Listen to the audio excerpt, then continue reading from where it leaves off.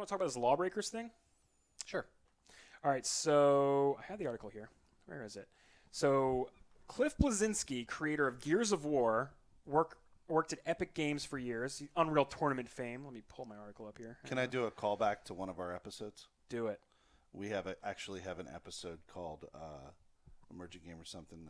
Cliffy B is closing this B. Closing. Oh, is that when he shut down Boss Key Studios? Yeah, where he shut down the studio, and on the picture, it's like him with the Gears gun.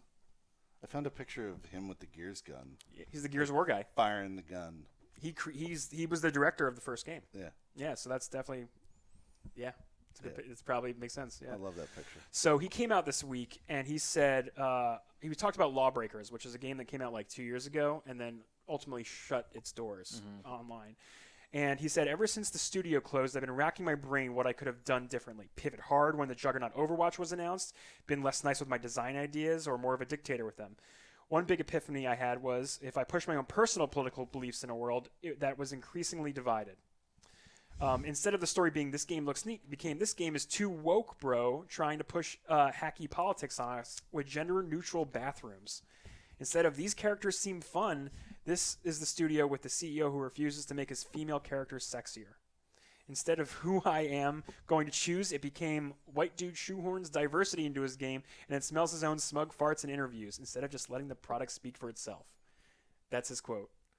I don't know what any of that means. Like, is he lamenting the? He's talking about the fail. I get what it is, but what I'm trying to say is, what is he trying to say? Like, what was the point of it? It's almost like he's saying the choices that he made in Lawbreakers weren't good because he thought he was going too woke.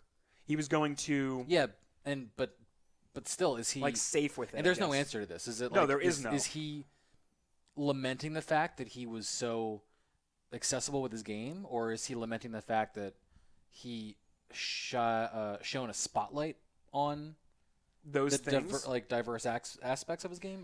It seems weird. Looking at Lawbreakers, I'm gonna pull up a Lawbreakers trailer for everyone to see. I don't know anything about it. I also didn't realize that he also did Radical Heights. Yeah, that was after and they died.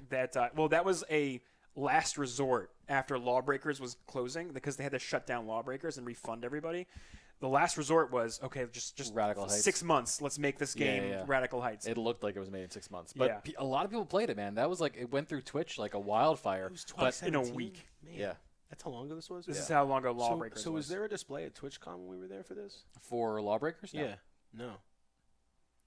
And there's a funny video line I'll post in our Discord later, but it was like the sad reality of Lawbreakers. Is this game is it exclusively It was online? It was a arena shooter because he made the. So there's no way to play this now. No, it's off.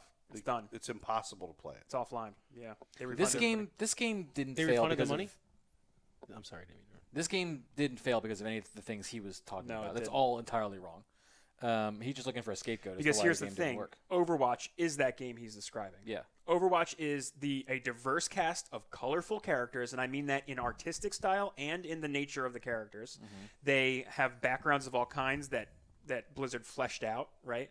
They fleshed out the backgrounds of these characters through like other mediums, and yes, some of them are gay, straight, and blah blah blah blah. Right? There are all those things. This looks like a more serious Overwatch because, again, for listeners, we're watching the trailer for Lawbreakers, but it doesn't look like a bad game. Like if we're looking off of but it's a non-gameplay trailer, of course. If we're looking at a concept they're showing us, right? It's just enough, like the characters. It's enough to hook me and to maybe want to check the game out. Well, he was clearly going for like realism here. Like sci-fi realism, right? Right. But whereas Overwatch stuck with its like cartoony its cartoony look. Mm-hmm. But at the same time, a lot of this looks very generic. Like if I saw this game, I would go, is this maybe a Destiny spinoff? I don't know. Like is this I know it's not specifically that. I'm just saying like almost is it like Tribes? Yeah, I don't know. It's almost like Destiny and what's that game? The Microsoft exclusive. Crackdown. Crackdown. It's like Destiny. Yeah, I was like, Crackdown. could be so many That games, game is dude. like Destiny and Crackdown had a baby.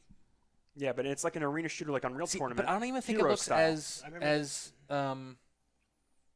Like wokey you're as he saying, was no, talking. no. You were saying like a look. I'm not even sure what kind of a game it is. I think this looks pretty standout. That's the stuff. It does. The problem is it came out during a time where the market was like flooded with these games, Yeah. hero shooter like style games The like this. mechanics are weird too, because you have these like literally law breaking Right. moves where you can jump around, shoot your gun. And I remember the first There are day gravity watching pockets, people yeah. play this. They had a hard time understanding this, not the sliding because that's in different games, but like shooting the grapples, floating around in You zero remember G. this game? Oh yeah, Yeah, I remember this too. Because I remember watching like every game I watched for the first time. Lyric playing this the day it came out, and yeah, he had a hard time just learning how to fly around the arena. Sure. You know, and it just got frustrating to the point where he's okay. This game's cool. We'll see if It's fine. We'll see Yeah. if people keep playing it in a few months. Right. Sure enough. I mean, like any game that releases that's not. I don't want to call this kind of situation a clone, but like as we know from our discussions with developers, sometimes these things happen because of just Chasing like trends. But they're not. No, it's not chasing trends. Everything is developed in its own little silo. For sure. Because Oh, yeah. games just are leading to a certain point, and if you're in tune with development, and if you are a developer and you're making the next thing, your brains go to similar places as to what games need or want. So this kind of thing happens all the time. Now I feel, though, in 2012 or 2020. Oh my God, 2012. I feel like now in gaming culture, a game can exist and die a little bit, but stick through, come back, find a little niche of players, improve itself. Like this is all a story we've heard a trillion times before. Oh, yeah. You know, Well, I it think in the sounds like he future didn't- games are he going didn't to give this survive a lot more game a chance, easily. almost. Right. I think the problem is how the studio handled. I don't The game. understand why it's like not available anymore. Like why can't He any- pulled it from servers because he just Oh, 'cause said it's not worth the service. it wasn't, the upkeep was too much, right? Like so, and then he closed the studio. So like Boss Keys doesn't even exist anymore after Radical Heights came out, and that didn't do well as they wanted. But yeah, I just thought that was an interesting thing for him to say when I don't see that in the game. There was an what he's update talking at the about. very, very bottom. Did you see that where it says Bleszinski has updated his post to emphasize that his political leanings were a factor in the failure of Lawbreakers and Not the Boss the Key, not the factor. factor. And then he goes, marketing timing, blah, blah, blah, blah, stupid clickbait headlines. I hope you get the hits you wanted. So He sounds like he feels like he was the misquoted. guy just sounds mad and sad about it.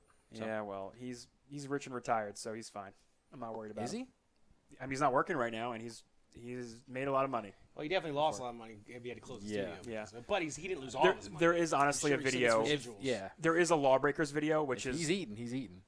which is amazingly funny, and it's like clips of him promoting the game, and like just it up to its launch, like a, oh my God, this must be the Kroger bat.